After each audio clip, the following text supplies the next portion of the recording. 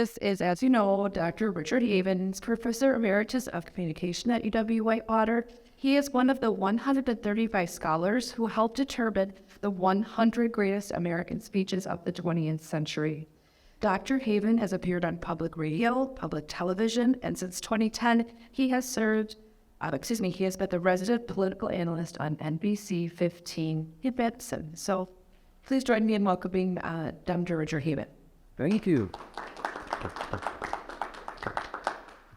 Okay, so you can hear me okay, Barb? And everyone? We'll use the microphone.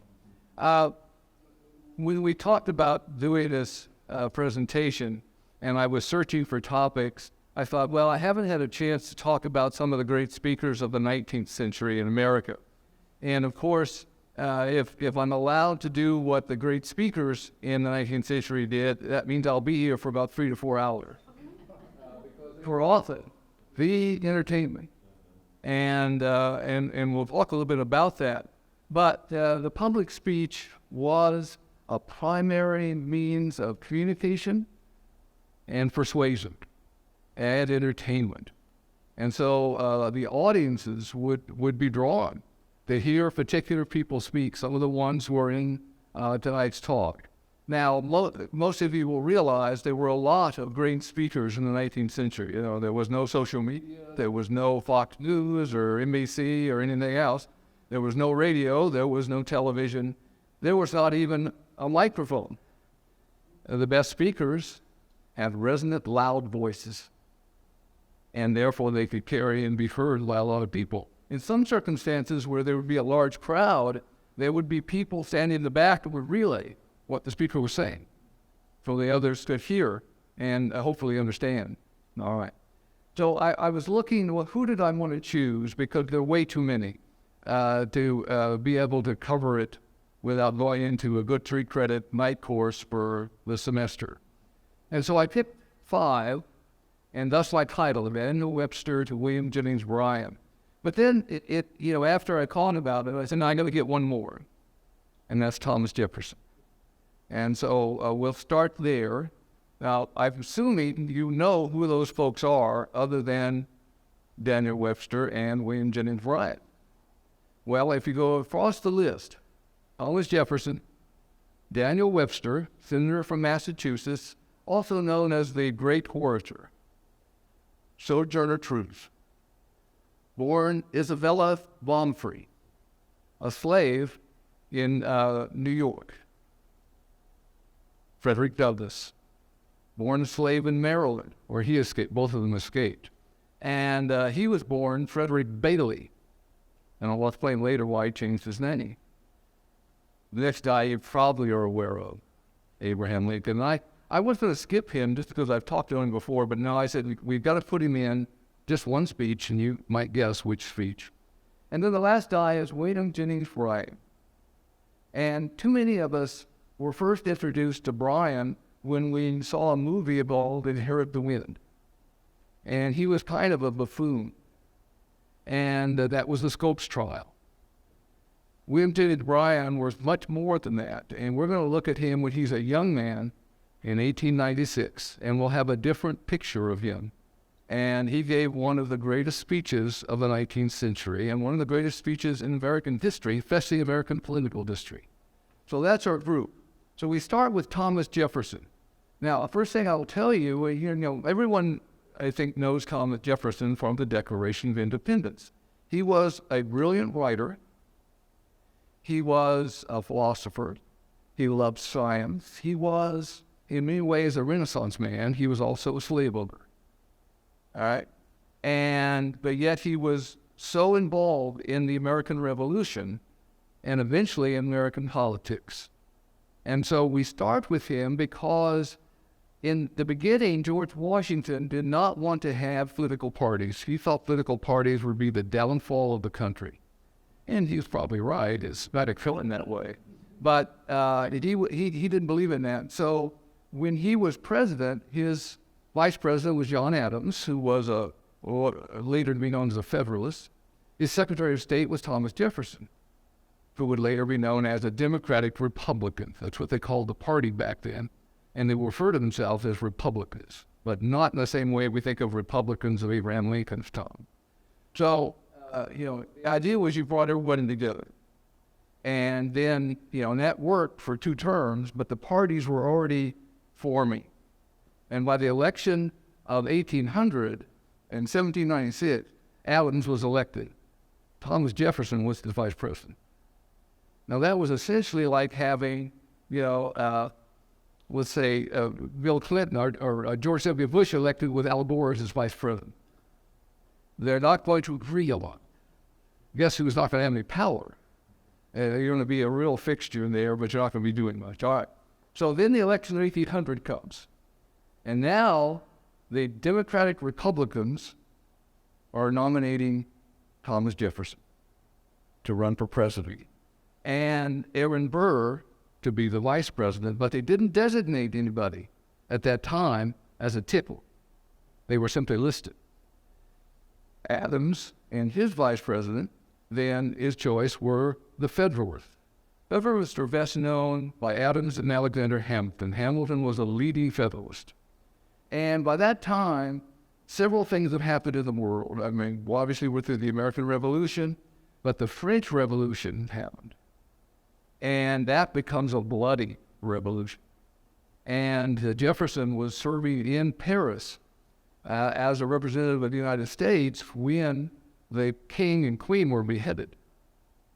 And so, but he loved France and Paris. Adams was much more preferring Great Britain and the English Parliament and that side. So there's already this kind of separation between the two. That election was a bitter, mean-spirited election in which, and now the candidates never gave any speeches. They didn't talk to anybody. They just stayed home. But everybody else wrote about them, attacked each other. So they called Jefferson Mad Tom. They suggested he was crazy. They said he was an atheist because he was probably a deist, and was more of a free thinker than some liked. They also said he slept with a slave. He denied that. We know that's a lie. He slept with a slave. And we'll talk about that in a minute. But on the other side, the Democratic Republicans attacked John Adams as wanting to be king. They were going to set up a monarchy. And they wanted to, in a sense, copy Great Britain all the way and have an authoritarian figure. Some would love to have George Washington as a king, and then that would solve all the problems because you have an authoritative figure. All right, so this was really a bitter fight. The election is held. The Electoral College votes Jefferson and Burr are the winners, but they made a mistake, and one of the Electoral College voters for them forgot to not vote for Burr, and Jefferson and Burr tied.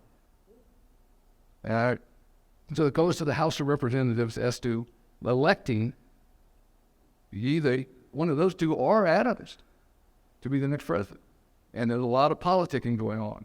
Burr was was supposed to just say, no, it's Jefferson, he was number one. Decides, no, he wants to be president. And so now there's a struggle there in that party. Eventually, Jefferson wins, but took 36 votes before he was finally elected in the House. Burr is his vice president. Yeah, they didn't likely talk to each other for 4 years. And Burr will become very controversial later. But in any case, that was a tough election. Kind of reminds you of something we've just gone through. Kind of a lot of bitterness there. So Jefferson scares the bejesus out of the Federalists. They think he's going to be cutting off some heads. It's going to be another bloody revolution. He's going to take the Federalists out. And he's going to copy the French. And so he comes to his first inaugural address with a message that surprises everybody. And it's a great speech, not because he was a good speaker. He was a terrible speaker. He had a very quiet voice. He didn't, resonate. He didn't like to give speeches. He did not like controversy. And so, but he had to give that speech. And incidentally, Washington and Adams had given State of the Union speeches. Jefferson did not. And he started a tradition that would not change until Woodrow Wilson of simply sending a letter to the Congress, letting them know how everybody was doing. You know, today I think that might be better. All right, so let's look quickly. I'm not going to spend a lot of time on each one, but here's Thomas Jefferson. So Jefferson, and you'll see the part I picked, but what Jefferson does in the speech is that he assures the Federalists that although they disagree vehemently, he will protect minority rights, that they are allowed to say what they believe and not be fearful that something will happen to them. And that was a surprise. And he really tries to reassure that they're really still with revolutionaries. They're still on the same side. And that it's not going to be as bitter as they saw. And so he early in the speech, he says, "But every difference of opinion is not a difference of principle. We are called by different names, brethren of the same principle. You are all Republicans, we are all Federalists." And so he set a tone in the speech that helped to heal. Now, there would still be a lot of disagreements through his 2 terms. But the interesting thing about Jefferson is that he wanted to, be conciliatory. He loved to host people. He would host people who opposed him, but he always was very cheerful. John Adams' wife loved going to visit Jefferson before they had the big split. And they just enjoyed each other. He was fun to talk to. And so, he kind of ran that kind of presidency. Now, they lived at that time in what was called the President's House. We know it as the White House. You remember he named it the White House?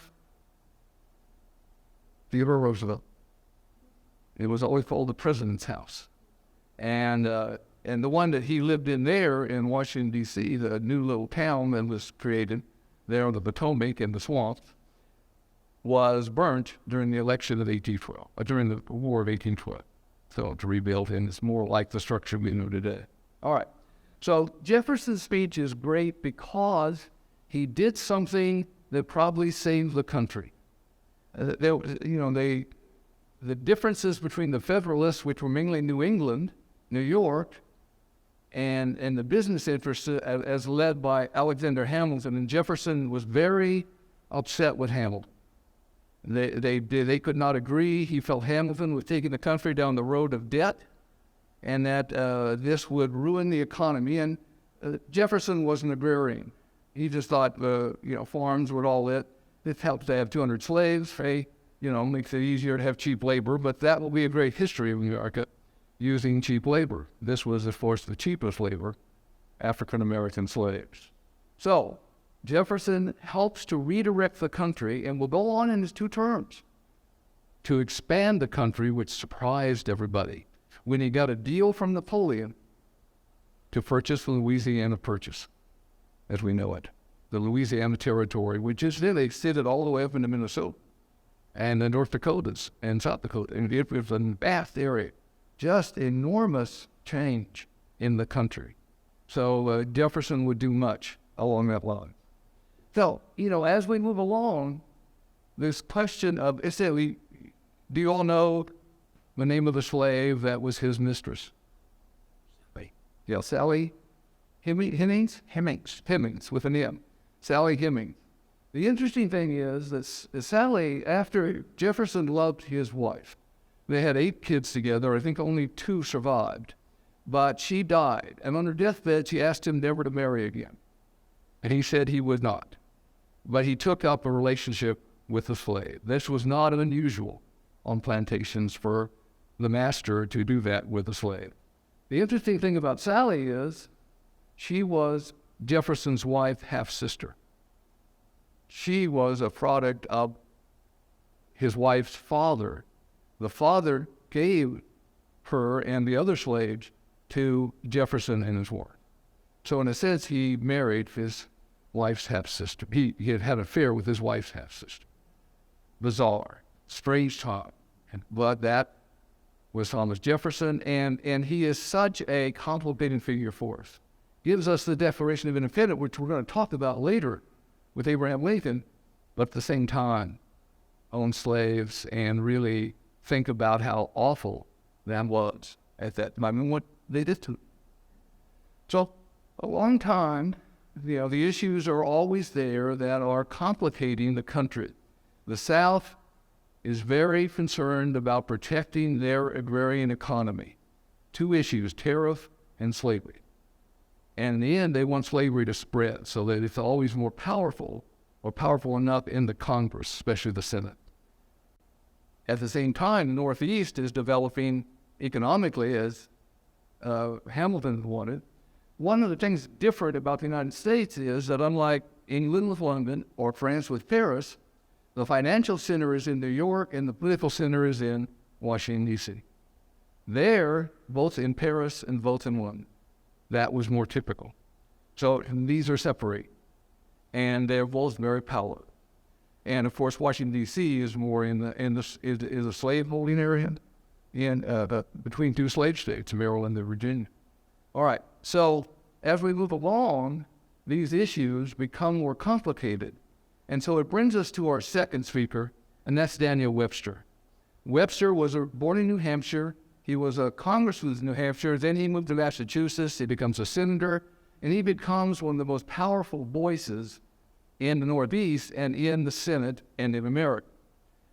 He was famous for a speech called the Bunker Hill Monument Address, and that was on the 50th anniversary of the Battle of Bunker Hill, where they talked about, because that was in Boston, Massachusetts, but he talked about that battle and how Boston and Massachusetts have led the way in the American Revolution. And it's one of his famous addresses, and he becomes more and more famous. They would give speeches for money. That's how he made money. He was entertainment as well. But in the Senate, speakers we paid more attention to than today. It really bothers me when we watch, whether it's the House of Representatives, especially the United States Senate, you just don't see any true debates. You don't see the whole Senate there in most cases, and they're debating each other on a critical issue. In the 19th century, they would do that. And when we come to 1850, with what will be the Compromise of 1850, that's exactly what happens. Daniel Webster, representing the Northeast, John C. Calhoun, who's on his deathbed, representing the South, and Henry Clay, representing the West. The West was Kentucky, Indiana, the West being just near the Mississippi River. All right. They had become what was known as the Great Triumvirate. One was the Great Orator, Daniel Webster. The second was the Great Compromiser, Henry Clay. And the third was the Great Nullifier, John C. Calhoun. He's been vice president twice. They all wanted to be president, and none of them would ever get it because of the sectional difference. But in 1850, the country was on the verge of civil war.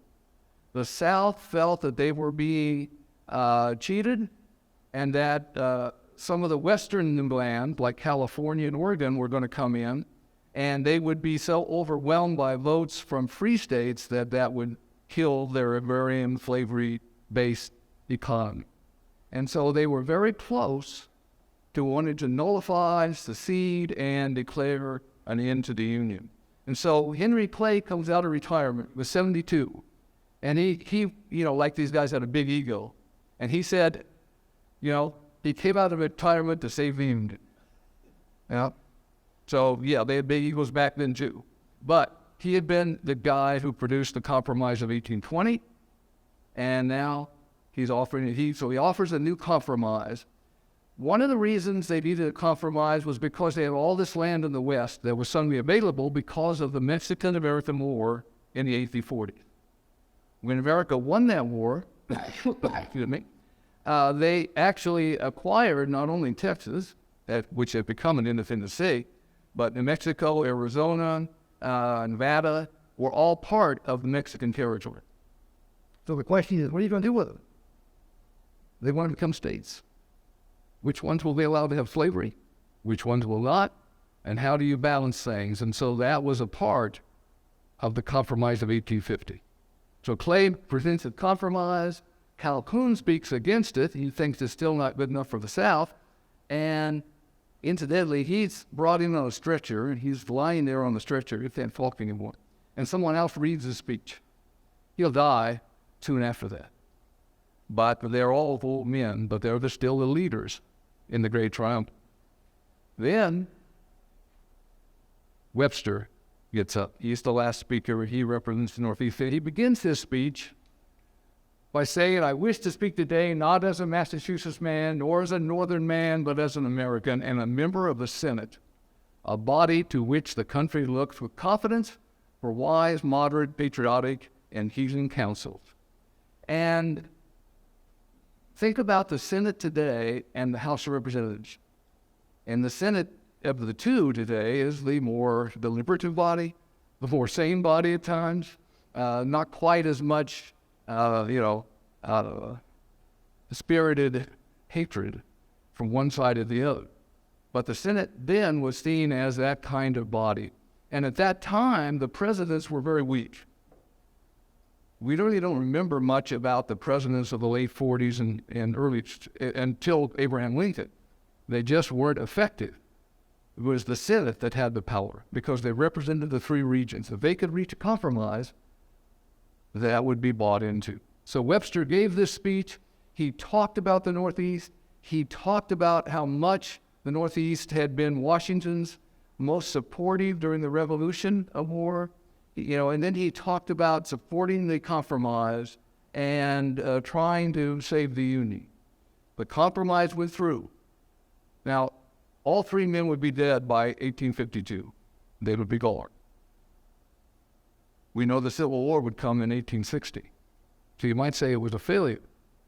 But it's generally believed that the Compromise of 1850 gave the North 10 years to build and become much more powerful in terms of their industry and their population.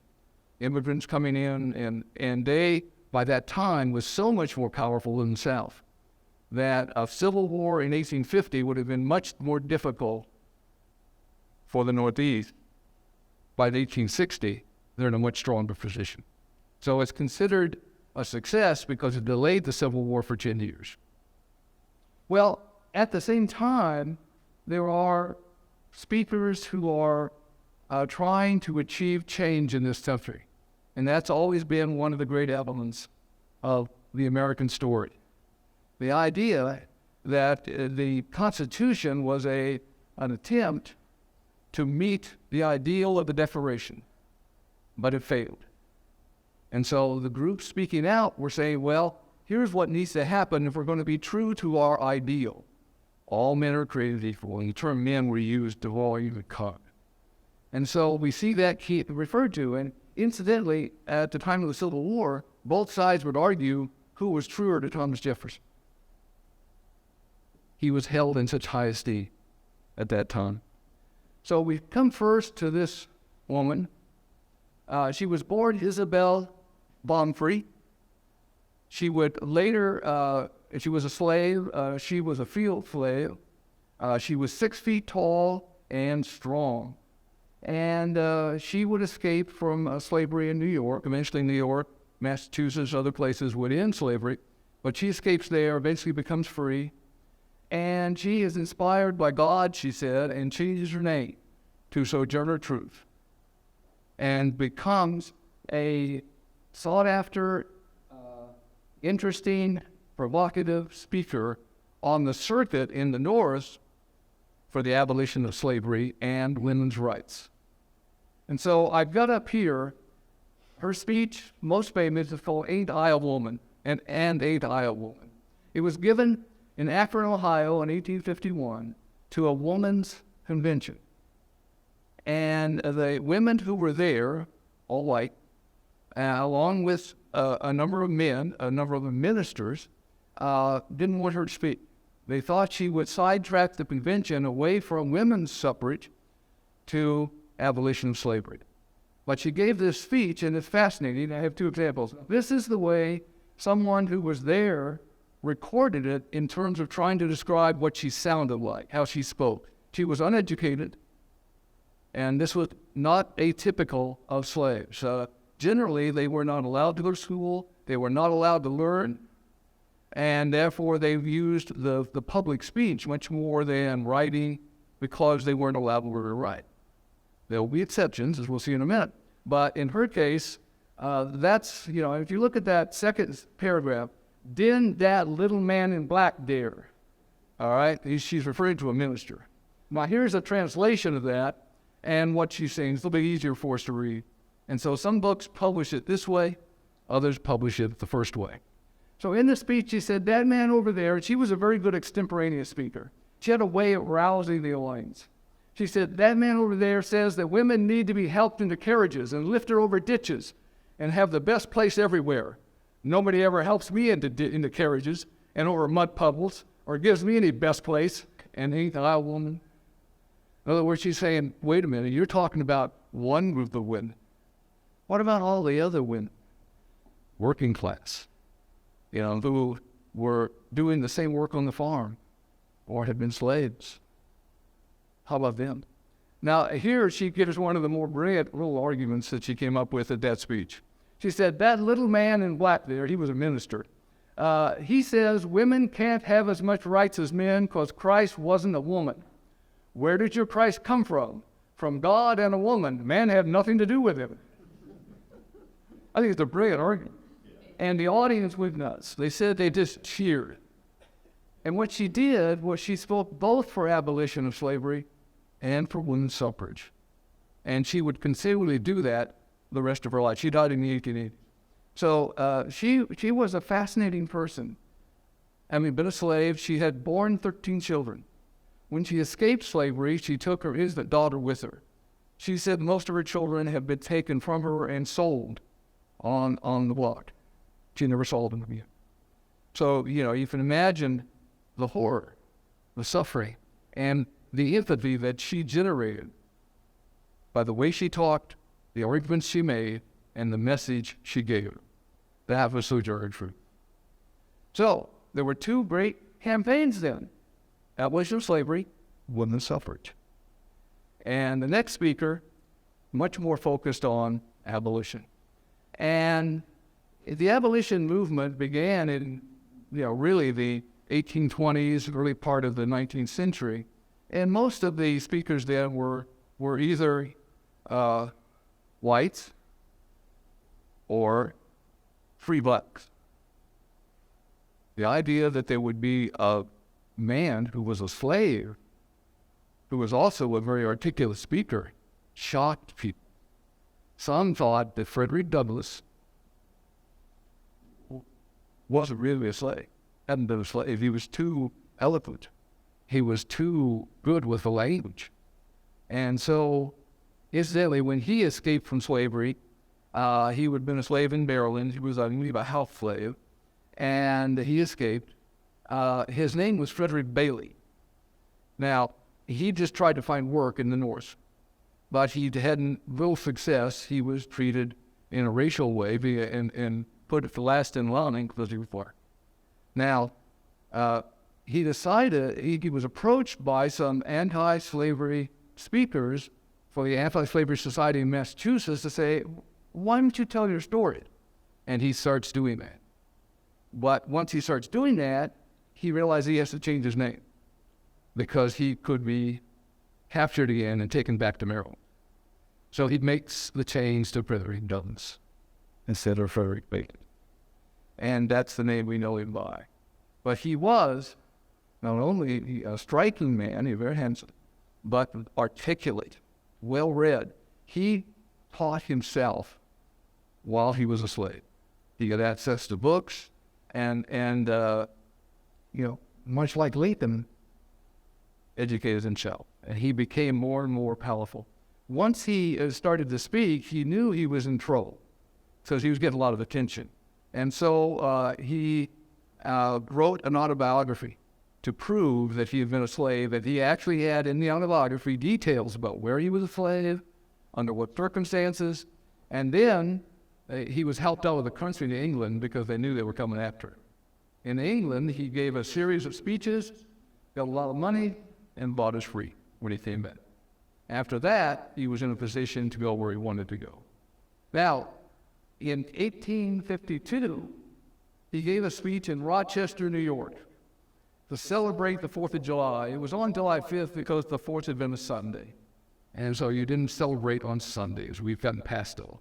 But that was the tradition. That's why it was on Monday the 5th that they celebrate. He was asked to talk about what to the slave is the 4th of July? And I think some people expected he would talk about how the Declaration of Independence had been an ideal that should help the slave and so on, but he really went a different way. And here he said, I answer a day that reveals to him more than any other days in the year the gross injustice and cruelty to which he is the constant victim. This is called the rhetoric of agitation. And both Sojourner Truth, Frederick Douglass, other of the great abolitionist speakers, the women's suffrage speakers, use the rhetoric of agitation. The idea is that you don't say something patriotic, you say something that's offensive. And we've seen this done. We've seen it in the abortion movement. There were people holding up photos of dead children, dead babies. That's rhetoric of agitation. It's supposed to make people uncomfortable. That's what Douglass would do, making people uncomfortable, calling attention to the slave. Douglass is regarded highly for that speech and many more. He would emerge as the leader of African Americans in the second half of the 19th century in America. He was the first great black leader. After him would come others. But Douglass was powerful and effective. He and Lincoln did talk to each other. And after Lincoln had given his second inaugural address, they always had an open house at the White House. Anybody can come in who wanted to. And so Douglass walked up to come in, and the army stopped him. The guard stopped him and said, no, you're not allowed, and you're black. And he said, but I'm a friend of Abraham Lincoln. And they said, no, you can't go in. And Lincoln heard them and said, no, he's my friend, Frederick Douglass, let him in. And so Douglass comes in, and they speak. And Abraham Lincoln said, what did you think of my speech? And Douglass said, I thought it was a spiritually great speech. He complimented me. Lincoln always referred to his friend, Frederick Douglass. So Douglass would live till about 1895. So if he's a long-lived, effective, he was the product of a black mother and a white slave owner. And he would have a black wife for many years. She died. He would then marry a white woman. Somebody criticized him for that, and he said, well, my first wife was the color of my mother, and my second wife was the color of my father. That was America. And in so many ways. Frederick Douglass, the rhetoric of agitation, like Sojourner Truth, great speakers who emerged from the times of slavery to demonstrate that, they can be smart, eloquent, articulate, and so on. He began to beat down stereotypes that would be there for a long time, but you have to battle those. So, that brings us to what I regard as the greatest speech in American history, and that's the Gettysburg Address. So here we have the Civil War. Douglass is very supportive of the Union's effort and helps to recruit black soldiers when Lincoln makes a decision to build black recruits and black units, and they will become very effective in helping the Union win the war. At Gettysburg, that fall, in November, after the great battle in July, Lincoln was invited after the fact.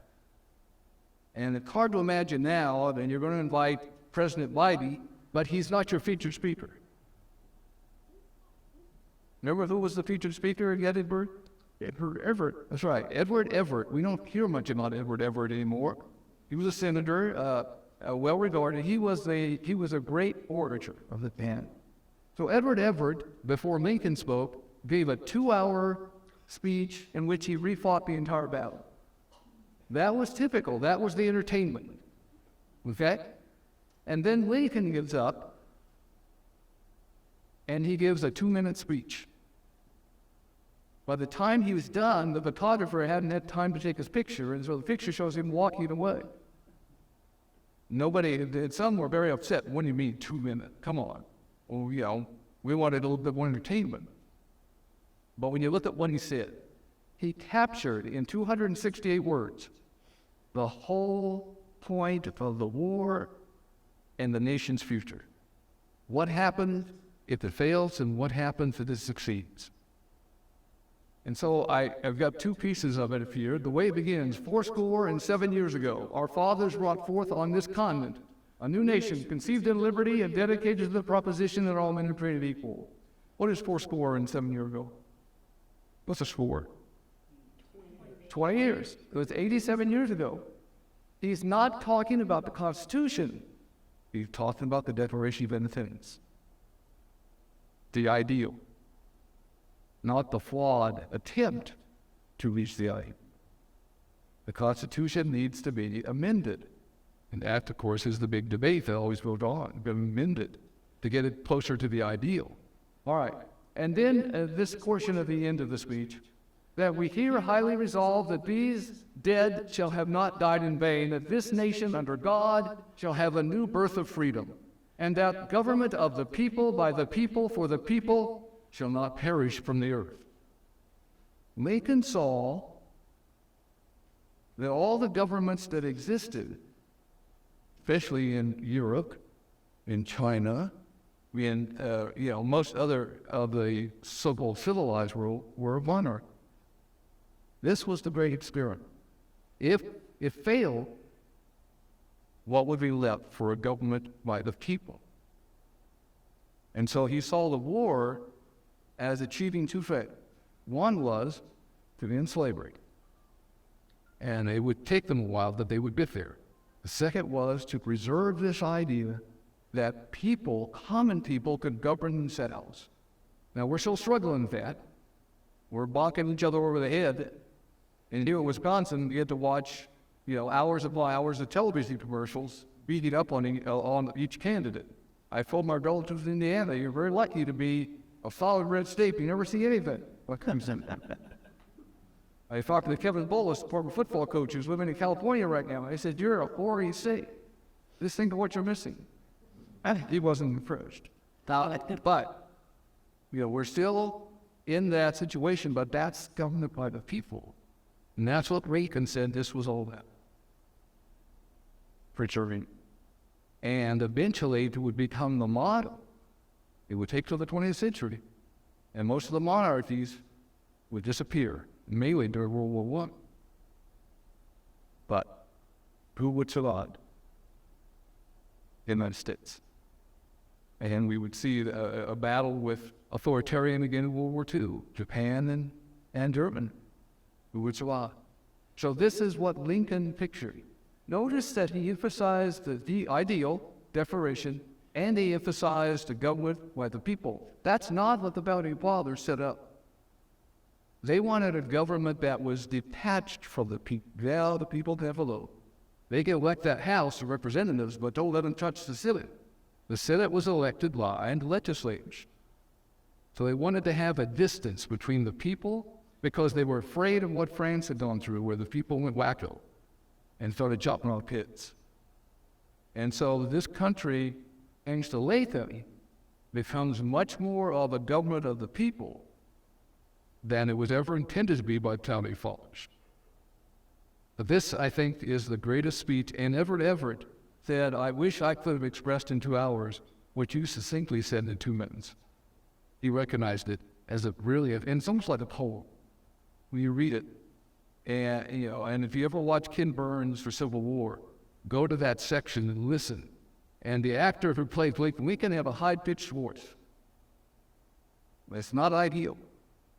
But he also was loud and do a great storytelling. And so, in this case, it was much more of a lyrical, a poetic speech. It flows beautiful.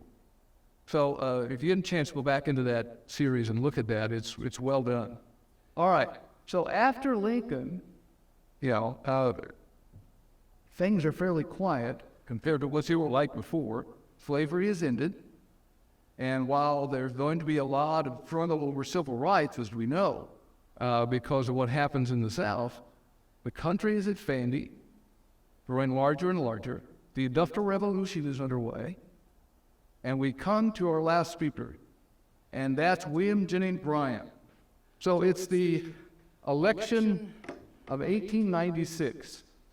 Now, in 1892, Grover Cleveland was elected. what makes Grover Cleveland special besides the fact that he took the name of Cleveland and it had nothing to do with the vehicle?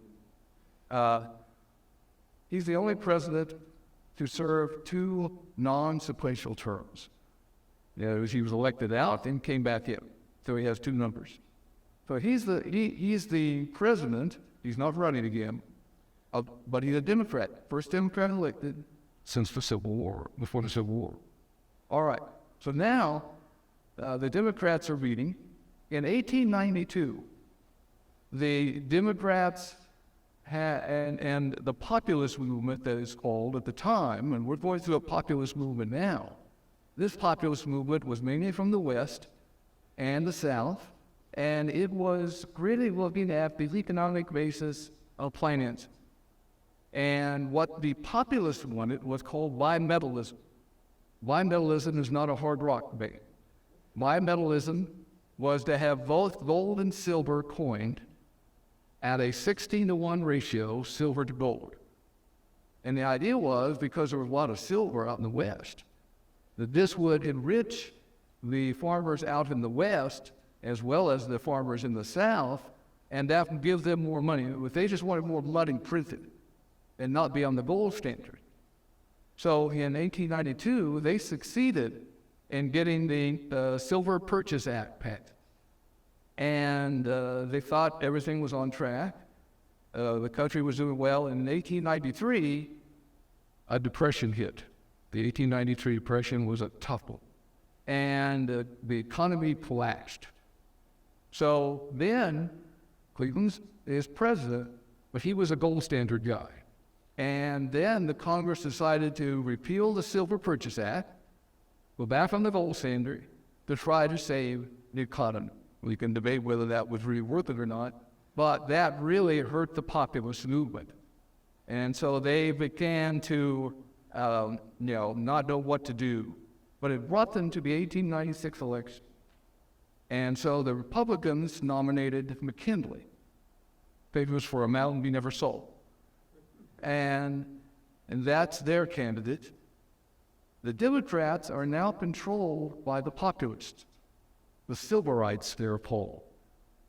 And the Silverites are debating whether the Democratic Party will stay with the gold standard, and that's what Cleveland wanted, or go back to bimetallism and the idea of the Silver Purchase Act. So at their convention, there's a big debate that goes on about that decision. But the Silverites have already won. They've got more of the delegates. They're controlling the convention. There's no question that they're going to put through a platform that calls for bimetallism.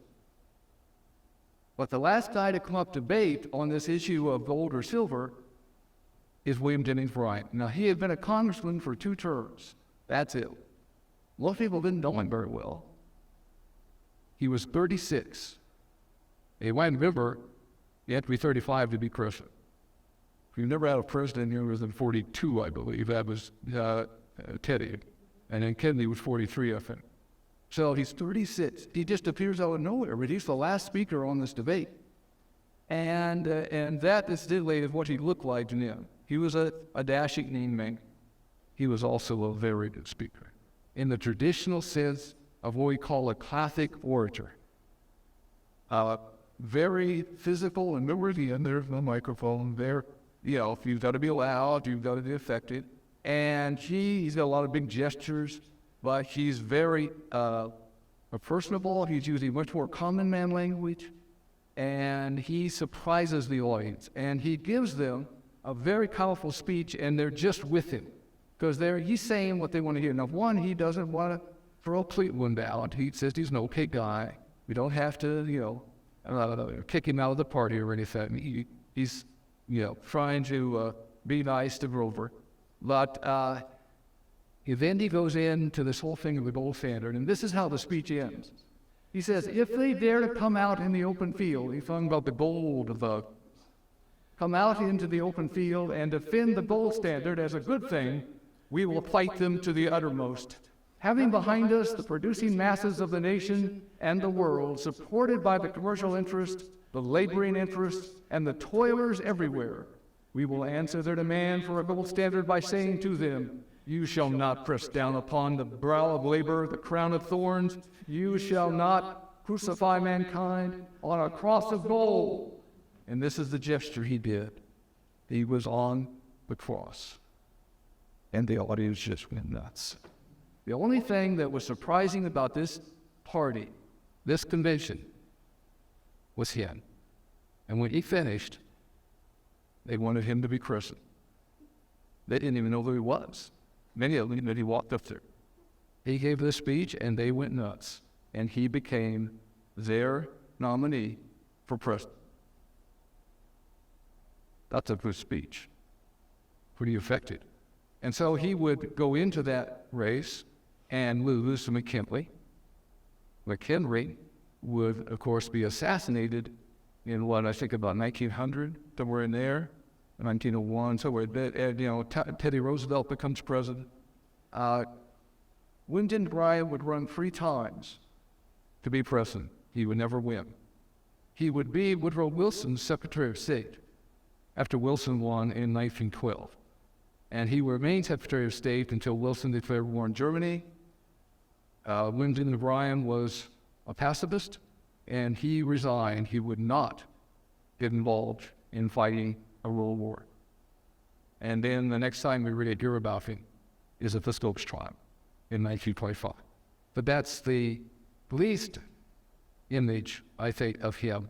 He was brilliant in terms of leading the populace, and he, like the great orator, would become the great commoner, the man of the people. And the Industrial Revolution, they call labor. And the Democrats would eventually bring labor into their party. The labor had been the Socialist Party. And in 1920, their socialist candidate was a leader in the labor movement and a candidate for president of the Socialist Party. He was also imprisoned. He would get 10% of the vote. And so the Democrats, and Bryan helped them, brought labor in to the Democratic Party. And you had that unification. But a lot of things were happening. When you go from Jefferson to William Jennings Bryan in the 19th century, many great speeches, many tough issues of Civil War, the Industrial Revolution, the rise of labor, and you end up with William Jennings Bryan in 1896. That's a few of the 19th century great American speakers. What questions do you have?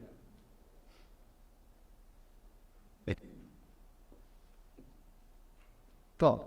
I don't know if it's apocryphal or not, but we hear stories about Lincoln wrote the Gettysburg Address on a napkin or handball on his way to the speech. Not on the way to his speech. He did write it. He wrote most of his speeches. He did get some help. Some of his early speeches, he would stop by an editor in Chicago, and the newspaper, and you'd show them that, and they'd give the feedback and so on.